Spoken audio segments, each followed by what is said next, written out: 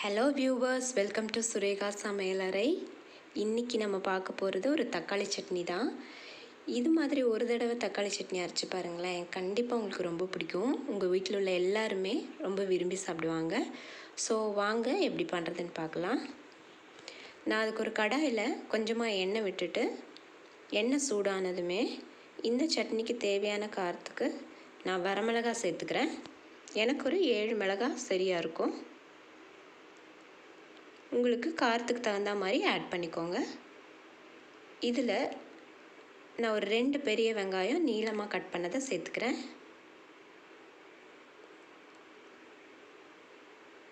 இதோடவே ஒரு 4-5 பல் பூண்டு அதையும் சேர்த்து நல்லா வதக்கி விடுங்க. இப்போ இந்த வெங்காயத்து கூட நான் கொஞ்சம் கருவேப்பிலையும் சேர்த்துக்கிறேன். கருவேப்பிலை சேர்த்து இதை அப்படி எண்ணெயில் வதக்கி அரைக்கும்போது இந்த சட்னி நல்ல ஒரு ஃப்ளேவரில் இருக்கும். ஸோ வெங்காயம் கோல்டன் ப்ரௌன் ஆகணும்னு அவசியம் இல்லை, இருந்தாலும் அது நல்லா பச்சை வாசனைலாம் போய் ஓரளவுக்கு நல்லா வதங்கணும். பாருங்கள், இப்போ உங்களுக்கு பார்த்தாலே தெரியும் வெங்காயம் நல்லா வதங்கி இருக்குது.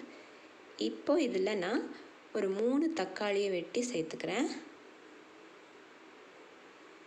இப்போ இந்த தக்காளியும் நல்லா நமக்கு வேகணும். இப்போவே நான் இந்த சட்னிக்கு தேவையான உப்பை இதோடு சேர்த்துக்கிறேன்.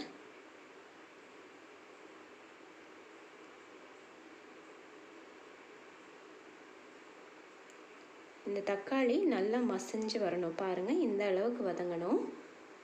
இந்த ஸ்டேஜில் நான் ஒரு கைப்பிடி அளவு கொத்தமல்லி எடுத்து நல்லா கழுவி பொடியாக நறுக்கி வச்சுருக்கேன். இது தாங்க இந்த சட்னிக்கு நல்ல ஒரு ஃப்ளேவர் கொடுக்க போகுது. ஸோ இந்த கொத்தமல்லியை நம்ம இப்போ கடைசியாக தான் ஆட் பண்ணணும். இது முன்னாடியே நீங்கள் சேர்த்துட்டிங்கன்னா அது ஓவர் குக் ஆயிடுச்சுன்னா நல்லா இருக்காது.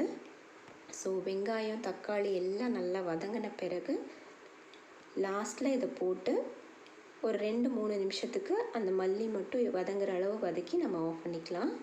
இந்த மல்லியில் வதங்கிருச்சு அப்படின்னு தெரியறதுக்கு நல்ல ஒரு ஃப்ளேவர் கொடுக்கும். அது எண்ணெயில் அது வதங்கும்போது அதை வச்சு நீங்கள் தெரிஞ்சுக்கலாம். ஸோ இப்போ பாருங்கள், எல்லாம் நல்லா வதங்கிருச்சு. இப்போ நான் ஸ்டவ் ஆஃப் பண்ணிவிட்டு நல்லா ஆற விட்ட பிறகு தான் இதை நம்ம அரைச்செடுக்கணும். சூடோடு அரைச்சா சட்னி டேஸ்ட்டாக இருக்காது.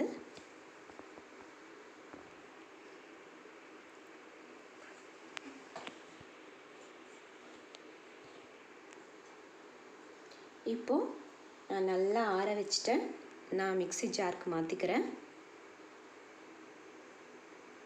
இதை இப்போ நான் தண்ணி விடாமல் தான் அரைச்செடுக்க போகிறேன்.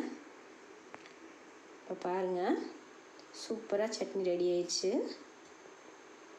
இதில் கொத்தமல்லி கருவேப்பிலை எல்லாமே நம்ம சேர்த்துக்கிறதுனால தாளிப்பு தேவையில்லை. உங்களுக்கு தேவைப்பட்டால் கடுகு தாளிச்சுக்கோங்க.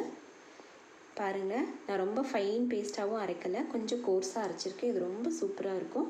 இட்லி, தோசை, ஆப்பம் எல்லாத்துக்குமே நல்லாயிருக்கும். ஸோ நீங்கள் ட்ரை பண்ணி பாருங்கள். மறக்காமல் இந்த சேனலை சப்ஸ்கிரைப் பண்ணுங்கள், ஷேர் பண்ணுங்கள், லைக் பண்ணுங்கள். இன்னொரு நல்ல வீடியோவில் உங்களை நான் மீட் பண்ணுறேன். அது வரைக்கும் பாய்.